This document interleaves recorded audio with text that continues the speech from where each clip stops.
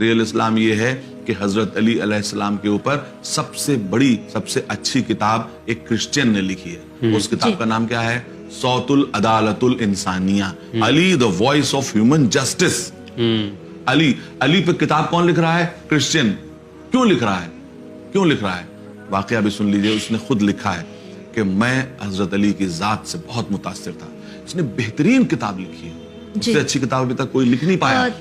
اور یہ جارج جارڈیک جو ایک لبنانی عیسائی ہے, اس نے جو ہے یہ کتاب لکھی تو وہ یہ کہتا ہے, اس نے اپنے مقدمے میں لکھا کہ میں کتاب لکھ کر کے اور مگر میرے پاس پیسہ نہیں تھا کہ اس کو چھپواؤں, تو میں چرچ میں گیا, میں بیٹھا ہوا تھا, مغموم بیٹھا ہوا تھا. فادر آئے اور انہوں نے کہا کہ جارج کیوں تم اس طرح سے بیٹھے ہوئے ہو؟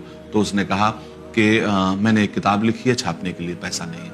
تو انہوں نے کہا کہ کتنے پیسے چاہیے, کیسی کتاب ہے؟ تو جارج نے کہا کہ نہیں, آپ سے کوئی تعلق نہیں ہے, اس لیے کہ وہ میں نے مسلمانوں کے چوتھے خلیفہ کے بارے میں کتاب لکھی. تو وہ چونکا فادر. اس نے کہا اچھا تم نے علی ابن ابی طالب کے بارے میں کتاب لکھی؟ تو کہا ہاں. تو وہ گئے اور جتنا پیسہ ریکوائرڈ تھا لا کر کے دے دیا. تو انہوں نے کہا کہ فادر یہ بتائیے کہ آپ علی کے لیے کتاب چھپانے کے لیے پیسے دے رہے ہیں, یہ کیا وجہ ہے, کیوں ایسا کر رہے ہیں؟ اب آپ دیکھیے کہ انہوں نے کہا کہ علی کا احسان صرف مسلمانوں پہ نہیں ہے, کرسچنز پر بھی ہے. کیسے؟ کہا کہ ہم کو وہ واقعہ یاد آتا ہے کہ جب کوفے میں وہ آئے تو کرسچنز کا ایک گروہ آیا اور اس نے آ کے وہی سوال کیا جو آج ہر جگہ مائنورٹی میجورٹی سے سوال کر رہی ہے. کیا سوال کیا؟ آپ کی حکومتوں میں ہمارا کیا حصہ ہوگا, ہمارا حق کیا ہے, ہمارا حق کیا ہے آپ کی حکومت میں, ہمارا حق کیا ہے؟ یہ کیسا سوال ہے؟ آج بھی یہ سوال اہم ہے. ہر مائنورٹی میجورٹی سے یہ سوال کر رہی ہے کہ آپ کی حکومت میں ہمارا حق کیا ہے. اب علی کا جواب سنیے. علی کا جواب کتنا اہم جواب ہے. علی کا جواب وہ جواب ہے جو زمان قیامت تک جاری رہے گا, اور اسی سے آپ سمجھ سکیں گے کہ اسلام کا مزاج کیا ہے. اگر علی یہ کہہ دیتے کہ تمہاری جان مال عزت آبرو اتنی ہے جیسی مسلمانوں کی ہے, تو یہی سب سے بڑا جواب تھا. کیونکہ حضرت علی کوئی ڈیموکریٹک بادشاہ نہیں تھے.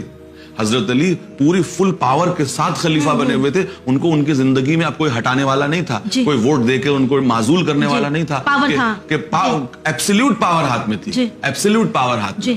اور کرسچنز آ رہے ہیں کہ آپ کی حکومت میں ہماری کیا. دیکھیے آج کل کیا ہے, ڈیموکریٹک پاور جو ہوتی ہے 5 سال کے بعد وہ جا بھی سکتی ہے. وہی پبلک جو بناتی ہے وہی پبلک ہٹا بھی سکتی ہے. لیکن حضرت علی کو کوئی ہٹانے والا نہیں تھا, کیونکہ جو خلیفہ بنتا تھا وہ آخری زندگی کے آخری وقت تک خلیفہ ہی رہنے والا تھا. حضرت علی نے پہلے تو یہ کہا کہ تمہاری جان مال عزت آبرو وہ اتنی ہی محترم ہے جتنی مسلمان کی. اس کے بعد اگلا جملہ سنیے, وہ ہے اصل جملہ, کہ اگر تم میں کوئی ڈسپیوٹ ہوگا اس کا فیصلہ میں انجیل سے کروں گا, یہودیوں میں کوئی ڈسپیوٹ ہوگا اس کا فیصلہ توریت سے کروں گا, مسلمانوں کا ڈسپیوٹ ہوگا تو اس کا فیصلہ میں قرآن سے.